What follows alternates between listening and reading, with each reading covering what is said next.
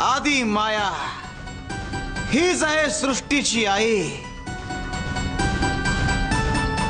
तीच माया आहे, तीच करुणा आहे। तिचे एक रूप सौम्य आहे तर दुसरं उग्र।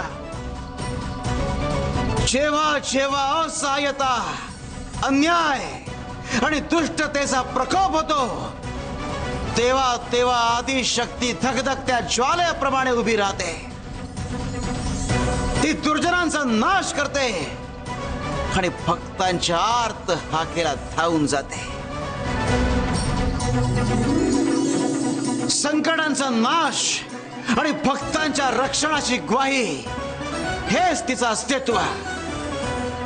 महिषासुराला, चंडमुंडांना, रक्तबीजाला नष्ट करणारी हीच ती आदिमाता। शिवर शंकर नमामि शंकर, शिव शंकर शंभो, हे गिरिजापति भवानी शंकर, शिव शंकर शंभो।